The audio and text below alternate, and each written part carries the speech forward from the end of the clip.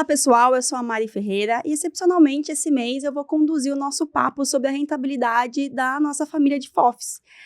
Antes da gente começar a nossa conversa, eu quero apresentar o nosso novo analista de Fund of Funds aqui da Empíricos Asset, o Pedro Ferentino. Tudo bem, Pedro? Tudo ótimo, Mari. Seja super bem-vindo aqui. Pedro já está na casa tem um tempo e passa a assumir a cadeira agora dentro dessa nossa franquia, né? Uma das principais franquias da Empíricos Asset, aí com seus 1,7 bis de EBI, de AUM. E é isso, pessoal. Bom dia, Laís. Bom dia, Lê. Tudo bem? Bom dia, Mari. Bom dia, Mari. Tudo bom? Joia, joia. Bom, vamos começar então falando sobre o mês de maio, né, dando um panorama aqui de como foi um mês positivo. A gente estava até brincando aqui antes de começar a gravação que o Pedro está começando com o pé direito, dado aí os resultados de maio. Pedro, quer comentar um pouco como foi aí, Maio? Claro. Acho que um pouco de sorte, né? Nada começar com rendimentos positivos. Acho que vale a pena a gente começar pelo cenário externo. Então, a gente teve um Estados Unidos um pouco mais positivo, um pouco mais confiante, sem tanto impacto de Trump falando das tarifas. Os índices do PCE começou a mostrar resultados da política monetária lá, mesmo que de forma lenta, mostrando que talvez esteja no caminho mais correto. Na Europa, esse movimento foi mais visível, então a DAX renovando máximas históricas aqui, né, tempo contra tempo, e no mercado emergente também tivemos um cenário positivo. O Ibovespa bateu máxima de novo no mês de maio, e só não foi melhor porque a gente, né, Brasil sendo Brasil, mais uma vez, tivemos um ruído aí por causa do IOF logo na reta final, o que não impediu um impacto positivo diante do nosso cenário. As criptomoedas também deram porrada para cima, tivemos um cenário positivo. E diante de todo esse contexto, Laís, Alê, quais são os comentários que vocês podem fazer? Trazer até a pesquisa de multimercados também. Vamos lá, vou até pedir para o pessoal colocar aí na tela o gráfico desse mês atualizado do Heatmap, né, de multimercados, aquela pesquisa que a gente faz todos os meses aí já há quase 4 anos, né? Então a gente tem bastante dado aqui para poder avaliar. Nesse mês de junho, né, o Pedro comentou um panorama geral e como que isso, né, também reflete na visão dos gestores de multimercados sobre esses temas, né? Aqui no Brasil a gente vê um maior otimismo aqui no lado direito do gráfico com o crescimento da atividade aqui no Brasil, né, apesar que ainda fica um pouco nesse lado pessimista com relação à inflação. E a gente vê um destaque aqui no lado local, a parte de juros reais, né, que já taxas muito elevadas, os gestores já veem uma simetria interessante aí para aplicar, né, em juros reais, e também em Bolsa Brasileira, que quando a gente olha, pelo menos nos últimos 12 meses, né, e principalmente nos últimos 6, 8 meses, isso tem ficado bem neutro, né, bem leve de risco em bolsa local, e já começa a aparecer um maior otimismo, né, uma posição um pouco mais positiva, talvez também por essa assimetria de prêmio na bolsa brasileira, né, por já estar num patamar muito baixo e por ter até gatilhos interessantes aí no curto, médio prazo, né, muitos falam aí da proximidade de queda de juros aqui no Brasil, dessa antecipação de um trade eleitoral com uma guinada à direita, né, que o mercado vê como positivo. Então, tem alguns temas rolando idiosincráticos aqui do Brasil que o mercado tem ficado atento e tem, né, visto oportunidades em alguns ativos locais.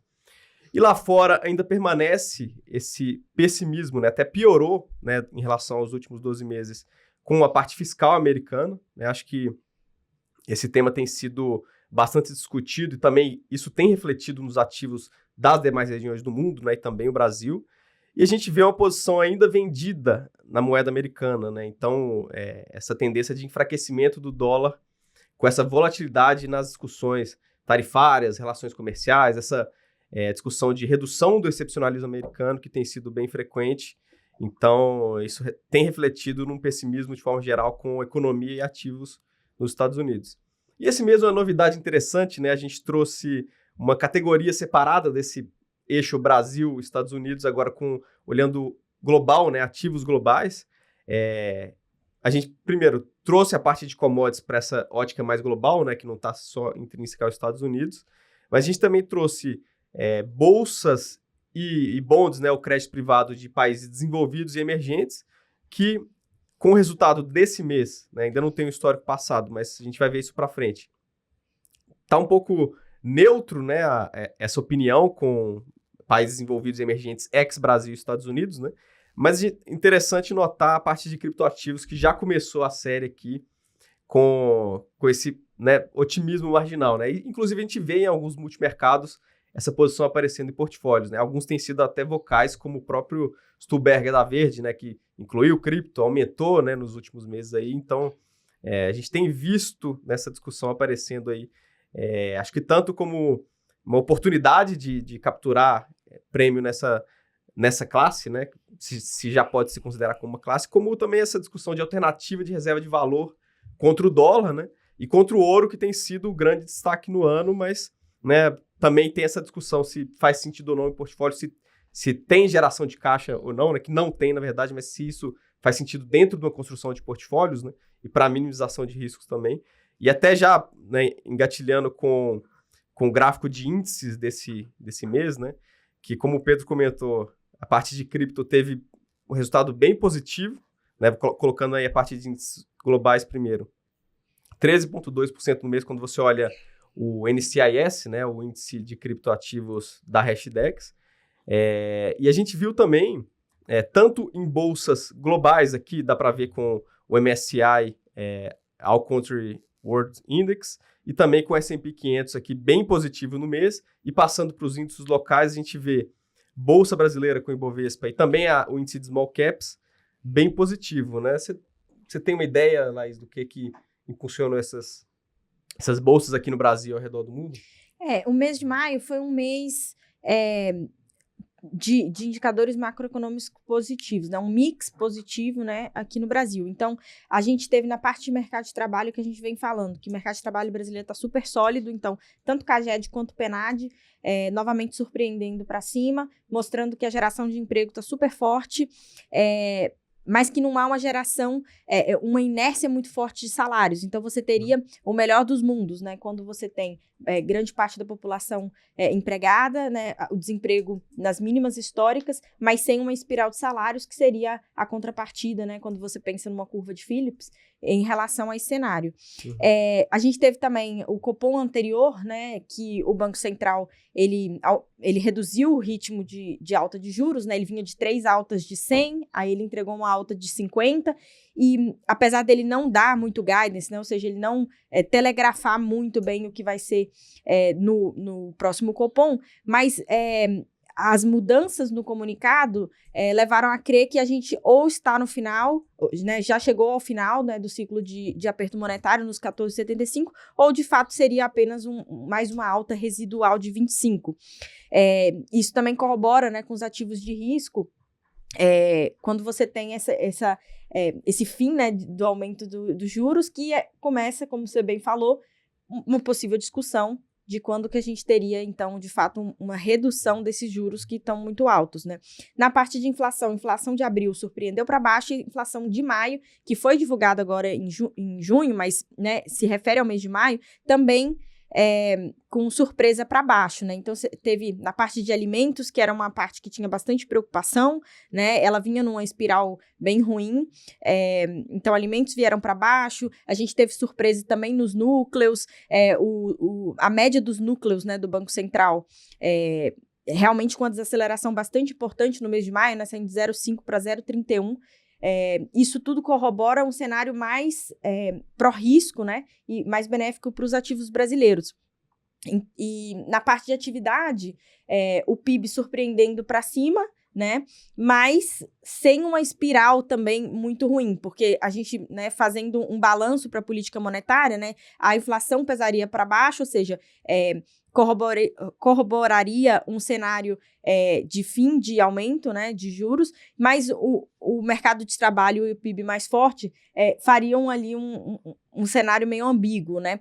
Mas quando a gente olha a quebra, né, do PIB, a gente teve um PIB de agro forte, como esperado, mas não tão forte, né? Ou seja, nada tão forte para mudar a expectativa em relação à política monetária, e aquele PIB-X agro, né? Então, quando você tira a parte agro e vê os setores da economia que são mais sensíveis à política monetária, né? E que são esperados que eles estivessem mais fracos, porque a gente está num pico de Selic a 14,75, aí você vê que esse PIB ex-agro não foi tão ruim. O fato dele não ter sido tão ruim é bom também para ativos de risco. Você corrobora esse cenário de que a atividade brasileira continua robusta, possivelmente as empresas continuam com lucros sólidos, e tudo isso se reflete nos rendimentos aí dos ativos de risco brasileiros. Pô, e aí, antes de fechar essa introdução aqui macro também, eu queria falar um pouquinho da parte de crédito, que a gente trouxe uma novidade bem legal nesse mês, que a gente vai compartilhar aqui com todos, que a gente já faz, como eu comentei, há quase 4 anos, o Perspectiva dos Gestores de Crédito, né, que é essa pesquisa mensal com gestores de crédito, falando sobre temas macro, né, sobre posicionamento em classe de ativos, e a gente trouxe essa marca Perspectiva dos Gestores agora para a área de crédito também, para a indústria de crédito. Então, a gente, nesse mês, mandou para 19 gestoras de crédito que juntas somam mais de 300 bilhões de patrimônio em crédito, e isso aí tocado principalmente pelo Pedro Claudino aqui do time, né? E aí eu só queria comentar, só mostrar 2 gráficos breves, mas a gente vai, né, se for uma possibilidade aí, deixar para vocês que estão assistindo aqui, na descrição do vídeo, tanto o link com a pesquisa completa do Perspectiva dos Gestores multimercados e também de crédito, que vocês vão ter acesso aí ao PDF com todos os resultados, todos os comentários. Mas só mostrando primeiro aqui o gráfico de rating, né? Então a gente fez uma pergunta para os gestores de crédito sobre otimismo e pessimismo em relação à relação entre risco e retorno das debêntures de diferentes ratings, né? Desde o AAA até o CCC ou abaixo, né? E aí no gráfico dá para ver bem essa, primeiro, com essa parte mais high yield, né? Abaixo de BBB+, bem negativa, né? E também com o AAA lá em cima, no topo, que essas debêntures bem mais conservadoras estão com spreads muito amassados, então a galera tá um pouco mais pessimista com o potencial, né, desse nível de rating. Mas a gente vê essa meiuca, né, entre o AA+, e o A-, que tem uma certa, né, assimetria ali, o prêmio de risco a se capturar com essas debêntures, né? Então, nesse primeiro gráfico, e no segundo aqui, só para, né, são 2 dos mais ou menos 10, 12 gráficos que a gente tem aqui com diferentes temas, mas nesse segundo aqui falando de uma ótica mais setorial, né? Então a gente também entra nessa granularidade, que dá para ver, por exemplo, a parte agro, né, que tem tido uma certa volatilidade na parte de crédito aí ao longo, até mesmo do ano passado, né, e para esse ano também, o pessoal bem pessimista, com setores mais cíclicos também, como consumo, né, esse setor imobiliário também bem pessimista, mas setores um pouco mais resilientes, como energia, tanto a parte de distribuição e transmissão, saneamento, né, a gente tem o financeiro também com os gestores positivos com esses setores mais cíclicos, né, quando a gente fala aqui na ótica de crédito. Então, a gente vai deixar para vocês aí o link das 2 pesquisas com os resultados completos, né, para vocês poderem aproveitar e compartilhar também. Fiquem à vontade para compartilhar esse link aí que é aberto e disponível para todos. Excelentes pontos, pessoal. E assim, vamos entender agora como que isso refletiu, então, na rentabilidade dos FOFs, né? Pedro, conta pra gente como é que foi o resultado no mês de maio. Maravilha. Vamos lá. Bom, vamos começar com melhores fundos multi-estratégia. Então, o fundo rendeu 2,81% no mês de maio, com os principais detratores, a Trígono Flagship e o SPX Raptor.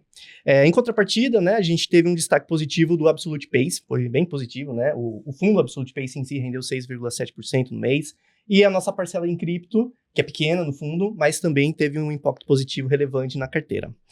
Já o Melhores Fundos Ações, a gente teve um impacto positivo também, 2,91%, e com um destaque positivo para o SPX Patriot e o Trig 11. Já o Melhores Fundos Ações teve um rendimento de 2,91% em maio, com destaque positivo para o SPX Patriot, 6,97%, e o Trig 11, com 7,58%.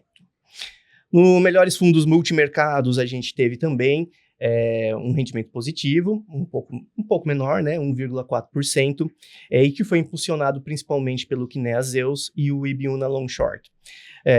Como detrator, a gente teve o Vertex. Assim, mas um detrator, vale se alientar, não foi um impacto muito negativo, né? Ele rendeu menos, né? Deu menos 0,01, praticamente no 0 a 0.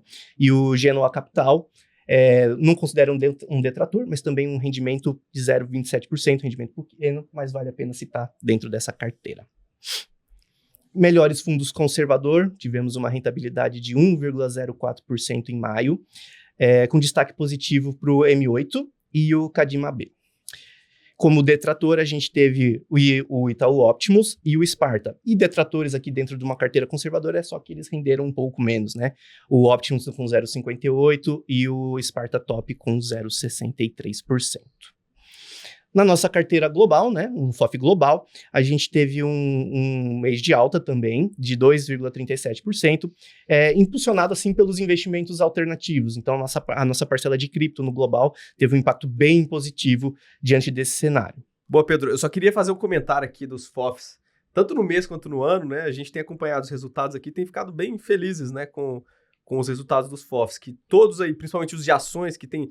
A gente tem visto a Bolsa Brasileira, por exemplo, tendo bons resultados, então no ano tem um retorno bem positivo, e os FOFs aí, melhores fundos de ações que você comentou, Superprevidência Arrojados, Superprevidência Ações, tem superado o benchmark tanto nos meses de maio e de abril, né, que foram meses muito bons para os fundos, né, e também no ano acumulado, né, e aí tanto essa parte de ações quanto os fundos que tem o benchmark em CDI, a maioria tem conseguido superar o seu índice também, então acho que vale pontuar, né, esse ótimo resultado da gestão ativa, né, dos gestores, né, da construção de um portfólio eficiente para esse ano aí. Exatamente, e como a composição também impulsionou a gente ganhar o alfa diante desse mês, né? Não adianta nada o mês ser positivo se a gente não consegue capturar o alfa também. Então a carteira foi muito bem montada, inclusive com as últimas reestruturações que a gente teve, né, recentemente, né? Então está cada vez mais aderente com a estratégia que vocês passam para a gente. Também, pessoal, vamos aproveitar aqui para trazer algumas dúvidas que apareceram para nós durante a semana. Eu queria trazer a dúvida aqui do Felipe, que nos perguntou assim: o que exatamente compõe a carteira dos FOFs e qual o racional por trás dessas escolhas? Laís, Alê, se vocês puderem nos ajudar aí com essa resposta. Legal. Eu acho que, assim, se a gente fosse começar do zero aqui, né, montar uma carteira para entender um pouco como que é todo esse processo do portfólio dos FOFs. Primeiro, a gente olha para toda a indústria e coloca alguns filtros, né, para capturar de fato aqueles fundos que seriam candidatos a entrar no FOF. Então, assim, você olha a indústria inteira, tira aqueles fundos que são exclusivos, tira fundos que têm restrição, alguma restrição de produto mesmo, que não encaixaria aqui no FOF. Lembrando que a maioria dos nossos FOFs são para público geral, né? Então, a gente faz esse filtro de produto para que a gente possa ter... vamos dizer, um peer de candidatos que entrariam na carteira. A gente tem 3 tipos de análise na hora de montar o portfólio. Então, a gente tem a análise estrutural, que a gente olha os pesos por classes. Então, quanto que faz sentido você ter em renda fixa, em multimercados, em ações, em alternativos. E esse trabalho, né, quando a gente coloca diferentes pesos dessa parte estrutural, a gente olha mais para os índices, né? Não coloca ainda a parte dos retornos dos FOFs e roda aqui um backtest para entender como que seria uma carteira ótima em relação a esses pesos por classes, né? E a gente coloca subclasses ali dentro também. Então, assim, renda fixa, a gente tem inflação, né? A gente coloca a parte de inflação curta, média e longa, crédito. Na parte de global, a gente divide crédito desenvolvido e IEM, né, e mercados emergentes, enfim. E aí a gente pega os índices de cada um dessas subclasses, roda os backtests para a gente tentar encontrar qual que seria a melhor alocação estrutural para a carteira, ou seja, qual que seria aquele nosso neutro. Depois da gente determinar qual que a gente gostaria que fosse esse neutro de longo prazo, a gente passa para essa parte de seleção dos fundos propriamente ditos. Então, a gente olha os históricos dos fundos em 3 principais fatores, né, quantitativamente. Então, a gente olha os retornos em janelas móveis, a gente faz janelas de 2, de 5, de 8 anos, e com peso maior para as janelas mais longas, né? A ideia aqui é privilegiar aqueles que têm mais tempo, porque a gente acredita que há uma probabilidade maior de fundos com mais tempo de mercado que geram consistentemente alfa continuarem gerando alfa para frente, né? Para a gente não entrar naquela estatística de fim de gestoras, né? Para a gente tentar evitar entrar em gestoras que no longo prazo não vão ter uma sustentabilidade. Então a gente roda essas janelas de retorno e a gente sempre olha em alfa de acordo com o benchmark específico da classe, né? Então a gente olha CDI para multimercados, a gente olha IBX, né, o Ibovespa para a parte de ações, enfim, cada um com seu próprio benchmark e olha essas janelas de retorno móvel. E aí a gente passa depois para a parte de risco, né? Risco a gente gosta de olhar em drawdown, né? Então, a medida que a gente usa é o Ulcer Index, né? Que é o cálculo, né, desse indicador.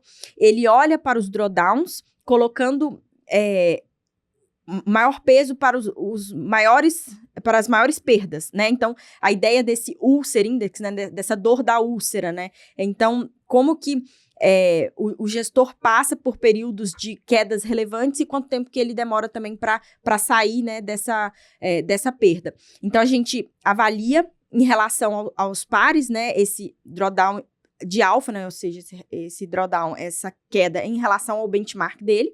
E, por último, a gente olha uma outra medida, que é uma medida de correlação, né, que chama QARP. Então, basicamente, quando a gente roda o portfólio com aqueles neutros que a gente faz com os índices, a gente avalia se, adicionando aquela estratégia que a gente já viu que tem uma nota significativamente alta na parte de retornos e de risco, se aquele novo portfólio com aquela estratégia, se ele é mais correlacionado ou menos correlacionado, ou seja, se ele aumenta ou reduz a relação risco-retorno daquele portfólio. E aí a gente roda também essas simulações para ver como que seria uma carteira que a gente acredita que tenha um potencial de descorrelação bastante interessante, que no longo prazo vai surfar melhor ali momentos difíceis, né, ciclos que são difíceis aqui também para ativos tanto brasileiros quanto globais. Então, acho que essa é a parte técnica, como que a gente monta esse portfólio de FOFs de diferentes classes, né? A variação disso é bem pouca, né? Entre um FOF que é multi-estratégia para um que é só de ações. A diferença é mais o peer group, né? De onde a gente vai tirar mesmo os nomes, né? Para colocar dentro desse portfólio. Mas a parte estrutural é essa que a gente olha. Depois disso, a gente passa para a parte qualitativa, né? Então, assim, a gente tem um portfólio que seria o portfólio ideal, entra em contato com todas as gestoras, imaginando aqui que a gente não tivesse ainda, né? Então, a gente entra em contato com todas as gestoras e começa o nosso processo qualitativo. Então, a gente olha nas gestoras tamanho de PL, né, tanto daquela estratégia quanto da gestora para tentar pegar essa sustentabilidade. A gente olha o histórico do gestor, quanto tempo de casa dele com a própria equipe já rodando, há quanto tempo, como que é a parte de remuneração, né, como que fica a divisão societária. São vários fatores ali para a gente entender se a gente acredita que aquele grupo vai continuar rodando junto, se a gente acredita que aquilo ali é de fato uma equipe que deve ser ganhadora daqui para frente, né, e no longo prazo. Acho que seria esse o panorama geral aqui de montar um FOF. E essa alocação estrutural que você comentou, ela deve ser mexida o menos possível, né? Eu acho que revisada, sei lá, uma vez por ano, né? Acho que é um nível de sensibilidade muito menor. Mas a gente sabe que tem muito ruído, né? Principalmente no Brasil. Eu acho que você tem que estar atento também aos movimentos entre classes, né? E aí a gente também faz esse trabalho de avaliar, faz sentido ter uma alocação um pouco maior do que o neutro em renda fixa ou um pouco menor em bolsa.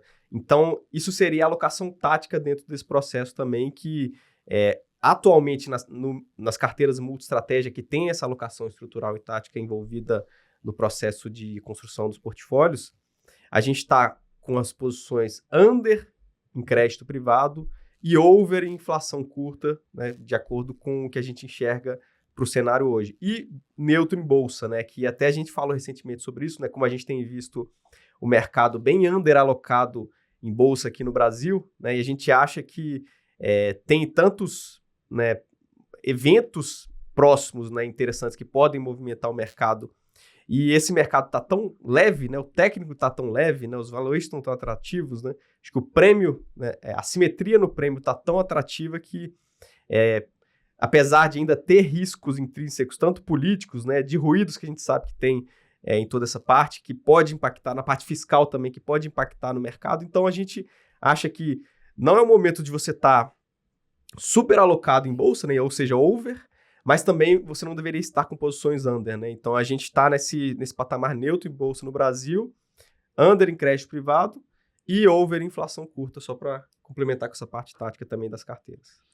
Ale, você trouxe um ponto, assim, muito, muito importante e interessante, assim, que a gente sempre recebe de questionamento, assim, como uma dúvida mesmo, tanto do investidor final, como de alguns players ali, né, de alocadores, quando a gente olha ali para a parte de distribuição, que é justamente a dinâmica da alocação da carteira dos FOFs, né? Então, assim, como você falou, vocês têm uma estratégia tática para determinadas carteiras, não é um produto de trade, não é um produto de curto prazo, não é um produto... Então, é legal, assim, a gente trazer também toda essa visão da complexidade que é estruturar essa carteira, as carteiras, né, em si, e como vocês estão acompanhando os gestores ali, assim, muito no detalhe, é o dia a dia de vocês.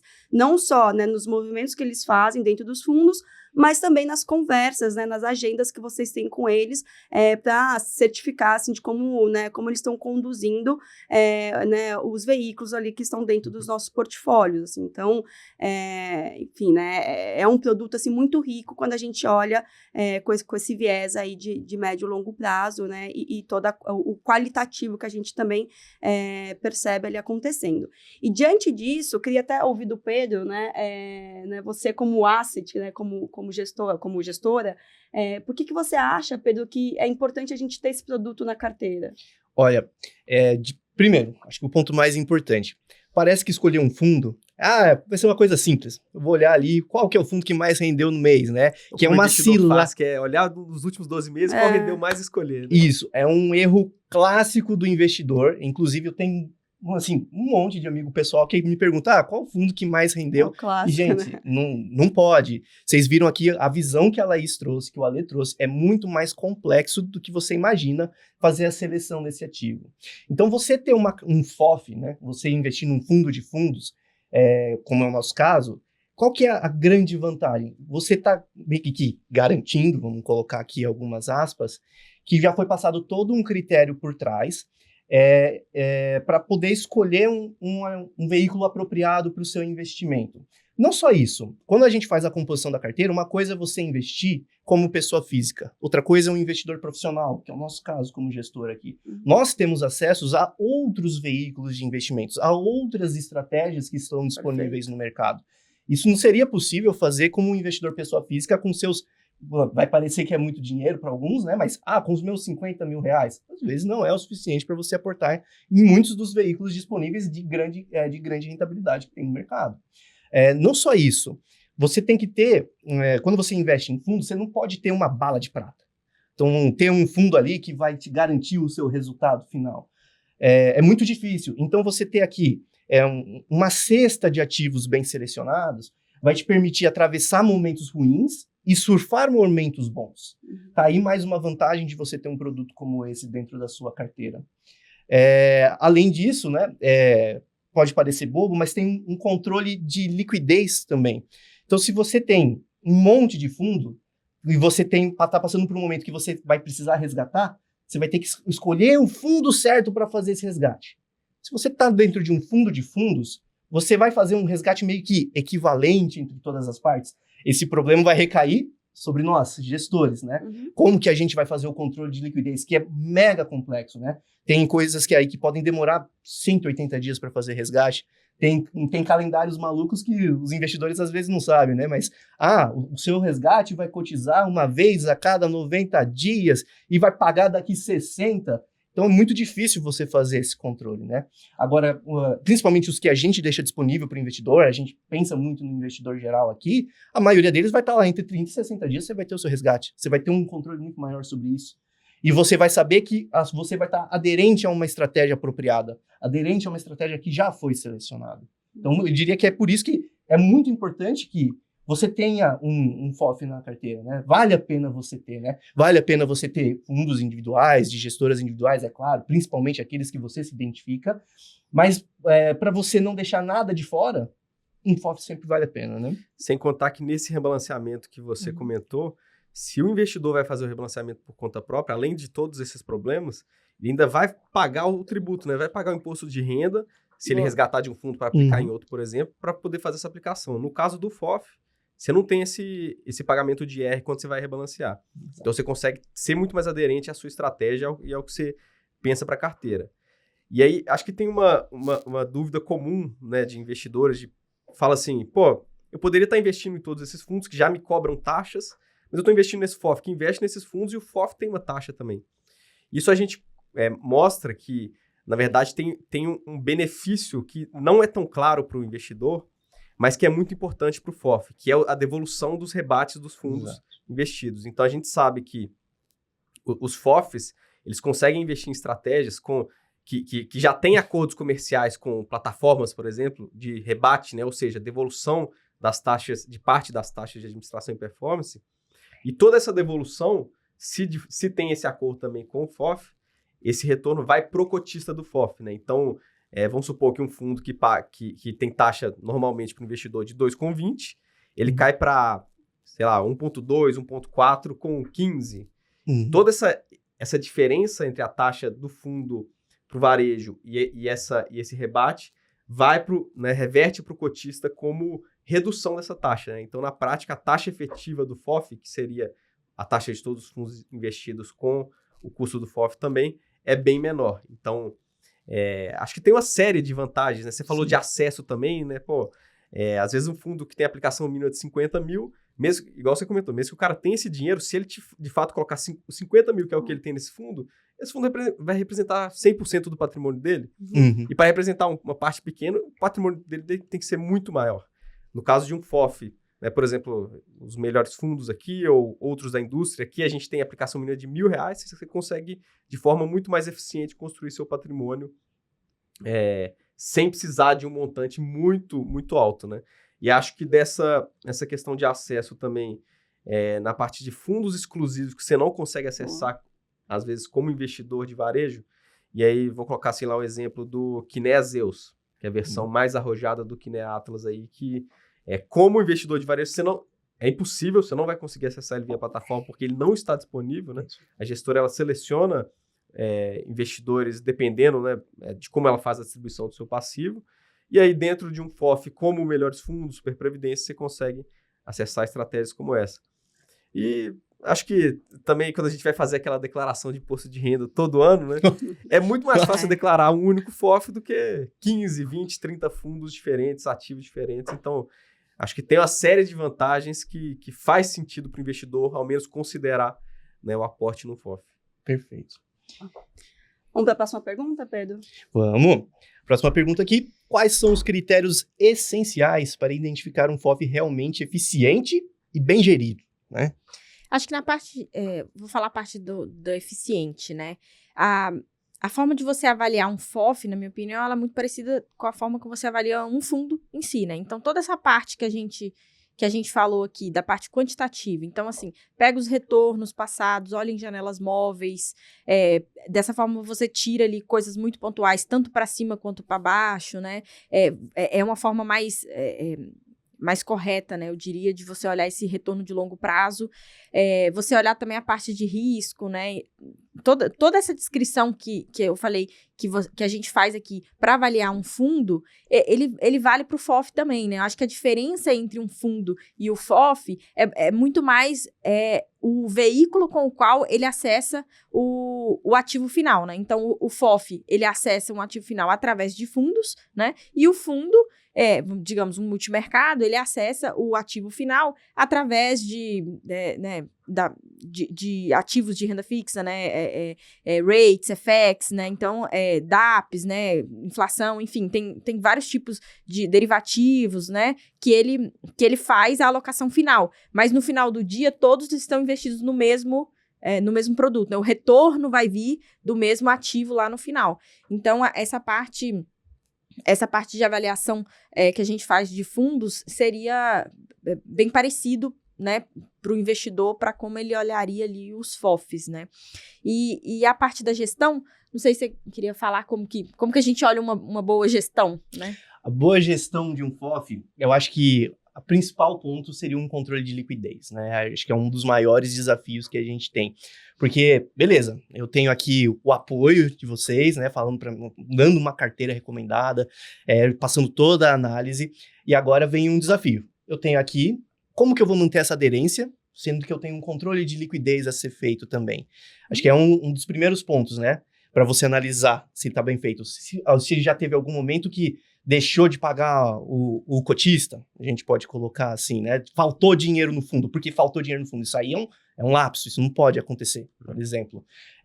A gestão eficiente também, não adianta nada ter toda uma recomendação, sendo que não tem os veículos apropriados. Então, às vezes, a gente tem que achar o veículo que vai se encaixar no regulamento perfeito do nosso fundo, né? Do nosso fundo de fundos.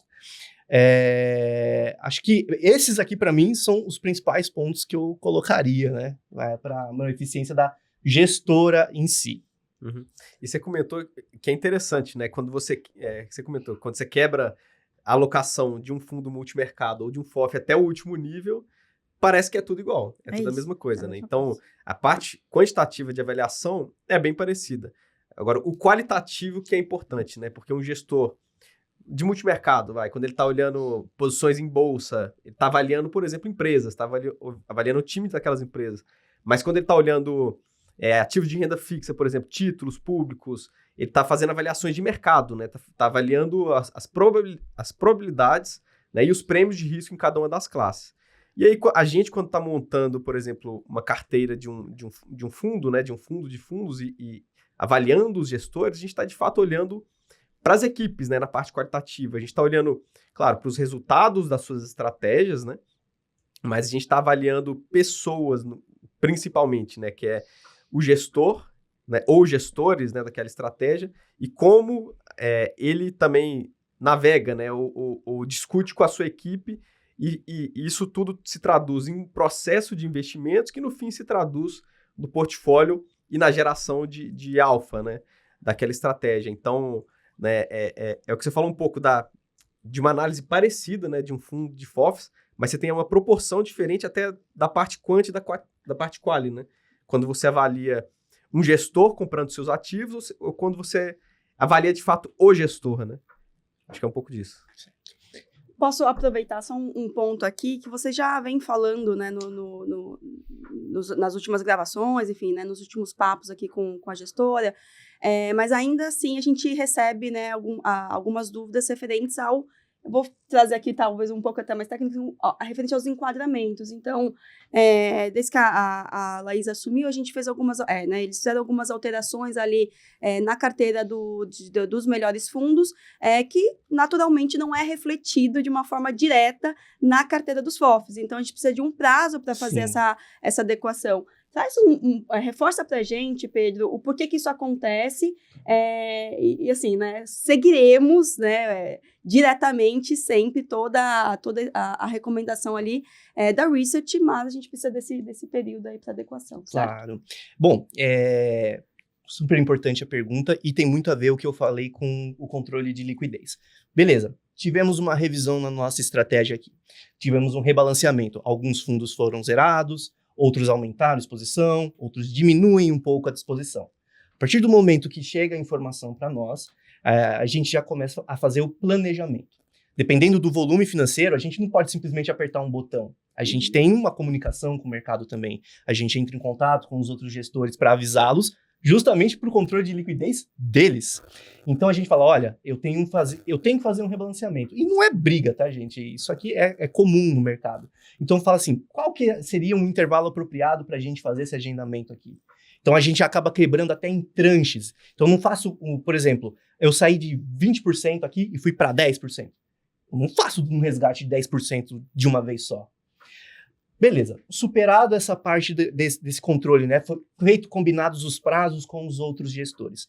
dinheiro pingou na minha conta, já saio correndo e coloco o dinheiro na parcela que vai subir. Calma lá. E os meus cotistas que já pediram resgates anteriores? Eu posso usar esse dinheiro de forma integral para colocar em um aporte novo?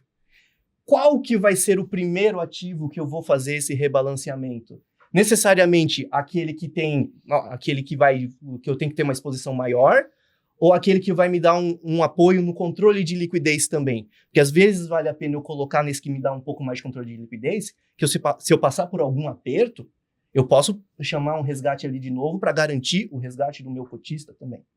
Então tem muito a ver com isso, né? Como que a gente faz a ordem de tudo. Então não é sair no correndo, existe todo um planejamento. Inclusive, o mês de junho em si, o mês de maio foi o mês que a gente iniciou praticamente todos os movimentos. O mês de junho é o que a gente começa a receber muito dos valores que a gente pediu resgate para poder fazer a adaptação. Então é um período que o fundo vai ter dias que vai ter um pouco mais de caixa, mas é por quê? Porque o dinheiro está segurando? Não, é porque está esperando o melhor momento para poder aplicar nos veículos apropriados. Legal, agora vamos para a parte de rentabilidade das previdências, então? Vamos lá, Mari. A Previdência, a Superprev, né? Superprev 1, teve uma rentabilidade positiva, 2,95%, e como principal detrator, o SPX Ranger, né? Com menos 0,66%, e a nossa parcela na global aqui no SPX 11 e em cripto foram os nossos principais pontos positivos, né? Os destaques positivos dentro da carteira. O SP2 seria idem, né? Uma carteira praticamente espelho aqui dentro. E a nova Superprev, a gente teve uma rentabilidade de 3,14% no mês de maio, com destaque positivo para Brasil Capital Prev, com 10,34%, assim, excelente. E o Bogari Velho com 12,02%, assim, destaques positivíssimos. Como detratores da carteira, a gente teve o Giant Zara, com menos 1% aqui, praticamente, e é isso. Agora, quanto à nossa previdência conservadora, né, o Superprev conservador, a gente teve uma rentabilidade de praticamente 1% no mês de maio, impulsionada aqui pelo Absoluto Plus, né, o Vanguarda, e o Cadima B. Já a nossa superprevidência multimercado, a gente teve uma rentabilidade aqui de 1% no mês de maio também, com destaque aqui para o Capital K10 e o Quantitas Capri. Por outro lado, né, o SPX Ranger contribuiu, teve um impacto mais negativo na carteira, com aproximadamente menos 1%. E para fechar, o Superprev Ações, que teve uma rentabilidade de 4,04% em maio, com destaque positivo para o Multiprev 2, 5,65%, e Alaska Long Only, 6,97%. Bom, pessoal, aproveitando o gancho, então, né, que a gente está falando de previdência, queria também aproveitar o espaço aqui para contar que nos próximos dias a gente vai disponibilizar um novo produto na plataforma, vai ser o FOF Super Previdência Yield, e eu queria ouvir, assim, né, de você, Laís, assim, o que você está esperando dessa carteira, o porquê desse novo veículo, conta pra gente, assim, o que está aí passando pela sua cabeça nessa estruturação. Legal. A ideia, né, Mari, da criação desse produto, quando a gente trouxe aqui, debateu research e gestão, a ideia era que o veículo em si, ele trouxesse um pouco mais de flexibilidade do que a carteira conservadora que a gente tem na Previdência, né? Hoje, a carteira da Previdência conservadora, né, essa que ela é focada em ativos de crédito e renda fixa, ela tem algumas limitações de alocação, por exemplo, em estruturados. E aí, a gente gostaria de trazer essa carteira com uma vol bem baixinha mesmo, que tivesse essa possibilidade de entrar em estruturados, nomes que a gente gosta, que a gente acompanha, que de fato a gente vê bastante aderência para um dinheiro de longo prazo, que é a Previdência. Então, para que fosse viável, né, fazer esse produto, que a gente acha que ele é mais eficiente, né, que ele vai ter uma taxa de administração condizente com a carteira anterior, ou seja, a gente, né, pretende continuar entre as previdências mais baratas, que seriam, né, mais benéficas para o cotista aqui. Então, a gente, na hora de pensar aqui nesse novo produto, alinhando entre da parte de research, o que a gente via de nomes que seriam mais importantes, com a gestão na parte de liquidez, como vocês falaram, na parte de custos, de alinhamento com o investidor, faria mais sentido para esse dinheiro de longo prazo, para aquele investidor que, de fato, gosta daquele reloginho, né, que não quer tomar risco na previdência e que a gente sabe que, no final do dia, a escolha, né, de onde investir, ela é soberana do investidor, né? Então, a gente gosta de pontuar bastante que o fato da gente ter uma família diversa, né, de previdência e de fundos também tradicionais, visa justamente isso, atender a todo tipo de investidor, né? Então, a gente acredita que essa nova carteira, ela vai atender melhor o investidor que quer esse perfil realmente mais reloginho para carteira de longo prazo, com diversificação, com custos baixos e com gestores que realmente a gente acredita que são os melhores para a gente estar no longo prazo. Tá. Um FOF conservador, então, né, olhando para, como você falou, para a parte de previdência, e eu tô te ouvindo falar aqui e penso muito assim, né, bem a essência de como começamos lá a família de FOFs na gestora. Então, assim, só que com uma nova roupagem, né, e como você falou, assim, de um modelo mais dinâmico do ponto de vista da estrutura conservadora. Algum ponto adicional do ponto de vista de gestão, Pedro? Bom, para mim, simplesmente será um prazer tocar mais esse fundo aqui dentro. Apenas isso. Estou ansioso para começar. Maravilha. Ale? É isso, pessoal. Obrigado pelo convite aí. Reforço também os links das pesquisas de multimercado de crédito aqui na descrição. É isso. Bom, quando a gente for lançar, então, essa nova superprevidência, como de costume, né, o time de research vai lançar o relatório junto, então fiquem tranquilos também quanto a isso, que a gente vai passar todas as informações, detalhes para vocês, faremos também um anúncio aqui dentro da gestora, e, enfim, é isso, pessoal, foi um prazer participar do papo aqui com vocês hoje, muito obrigada, obrigada Pedro de novo, obrigada Laís, Ale. Laís, alguma consideração final? Não, agradecer, sempre um prazer estar aqui com vocês, e nos mandem dúvidas que vocês tiverem, é sempre um prazer, esse contato pra gente também é super importante pra gente melhorar aqui do nosso lado, e até a próxima, pessoal. Obrigado, pessoal. Valeu.